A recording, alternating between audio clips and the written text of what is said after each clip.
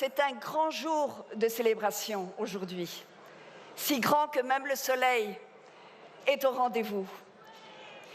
C'est un jour de célébration, mais c'est aussi un jour de gratitude.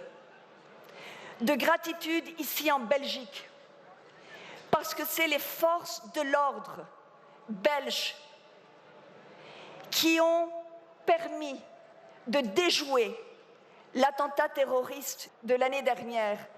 Aujourd'hui, c'est aussi un jour de tension, parce que les nouvelles qui nous arrivent du Moyen-Orient et du Golfe Persique ne sont pas les meilleures.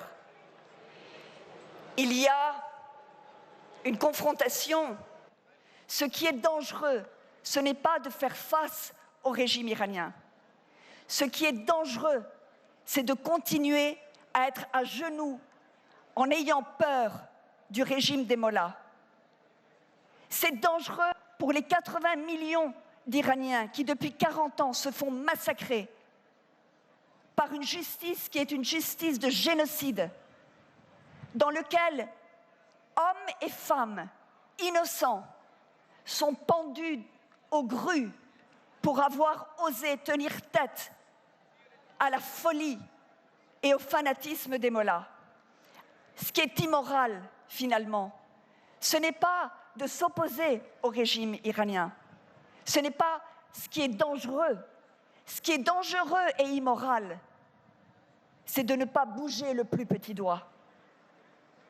Ce qui est dangereux et immoral, et je le dis devant le drapeau européen qui est juste derrière moi, ce qui est dangereux, que parce que nous avons peur des répercussions et du chantage moral de l'Iran, nous ne fassions pas valoir nos droits et que finalement, par peur, nous oublions d'être ce que nous sommes, les défenseurs des droits de l'homme, ici et partout dans le monde. Nous savons que l'Iran terrorise pas seulement à l'intérieur, mais aussi à l'extérieur en exportant son terrorisme. Il y a, depuis quelques mois, un changement de vent. Le gouvernement des États-Unis a inauguré une politique différente. Pendant longtemps, l'Occident, l'Europe et les États-Unis en particulier, croyaient prudent de chercher des alliés modérés dans le régime iranien pour essayer peu à peu de pousser des réformes démocratiques.